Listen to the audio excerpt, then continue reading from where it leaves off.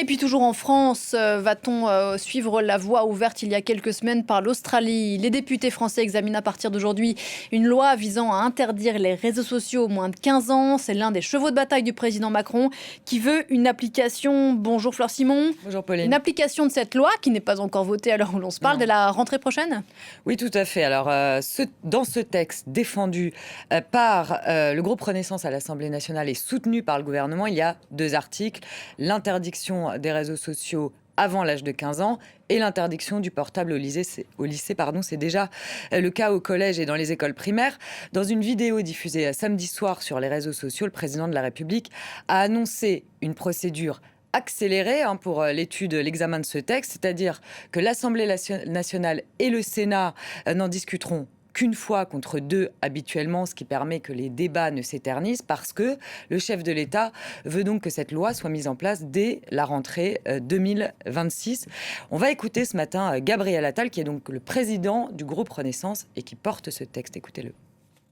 Concrètement, ce que je peux vous dire ou vous annoncer, c'est que cette interdiction rentrera en vigueur à partir du 1er septembre. On en est sûr, ça? Si le texte est voté aujourd'hui, si le texte est adopté, il devrait être examiné au Sénat à la mi-février. Ça veut dire qu'en un mois, il peut être adopté et qu'au 1er septembre, l'interdiction entrera en vigueur pour les nouveaux comptes qui seront créés. Mais comment on va la faire Ensuite, respecter? je vais au bout sur le calendrier. Oui. Ensuite, les plateformes de réseaux sociaux auront jusqu'au 31 décembre pour désactiver les comptes existants qui ne respectent pas la Donc ils nouvelle devront faire le ménage, limite vérifier. d'âge. Absolument. Ils pourront d'ailleurs démarrer avant que l'interdiction rentre en vigueur s'ils le souhaitent. Voilà, la problématique des écrans, on le sait, c'est un sujet qui tient à cœur à Emmanuel Macron depuis des années, qu'il parle de vouloir réguler les plateformes, et notamment concernant la jeunesse. Ça lui permet aussi au chef de l'État de revenir sur la scène nationale, où il n'est pas forcément, les sondages d'opinion ne lui sont pas forcément favorables.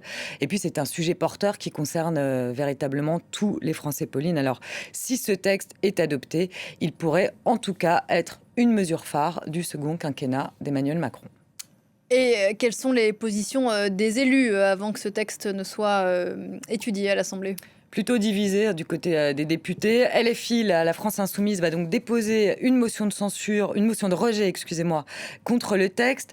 Les Insoumis qui ont dénoncé ces derniers jours un paternalisme numérique. Alors du côté des écologistes, même si le groupe n'est pas unanime, on a vu certains députés comme Stevie Gustave qui parlent d'une solution simpliste, mais Rassemblement national, Horizon et les Républicains sont favorables. Donc, sauf surprise, le texte devrait être adopté par l'Assemblée nationale. Il ira donc ensuite au Sénat.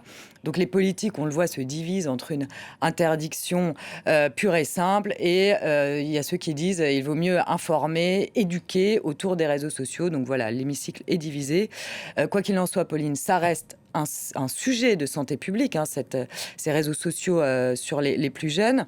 Si ce n'est pas Emmanuel Macron qui s'empare du sujet, le ou la prochaine présidente de la République devra, quoi qu'il arrive, elle ou lui s'en emparer. Et début janvier, l'Agence nationale de sécurité sanitaire a rendu une étude sur l'impact des réseaux sociaux sur la santé mentale et physique des jeunes. Donc l'impact est bien réel. Donc ça va devenir un sujet de santé publique, un sujet politique, puisque ces réseaux, ils provoquent des problèmes de sommeil, des troubles anxieux ou encore des risques de cyberharcèlement. Les politiques s'en emparent, quoi qu'il arrive. Oui, mais même s'il y a une loi effectivement qui est adoptée en ce sens, l'application va être compliquée?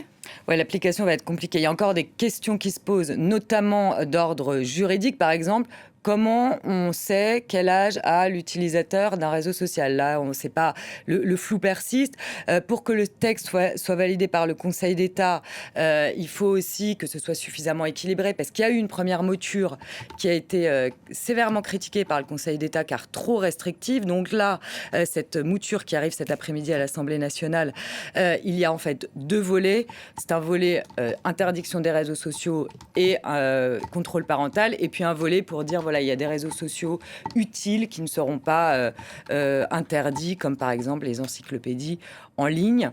Il faut aussi que cette interdiction elle soit conforme au droit européen. Donc vous voyez beaucoup de questions juridiques qui se posent. Et puis du côté des scientifiques, là encore, ils sont divisés. Tout comme au sein de l'éducation nationale, les syndicats disent que c'est trop restrictif, quand les directeurs d'établissement ou les profs voient plutôt d'un bon œil une loi sur ces réseaux sociaux.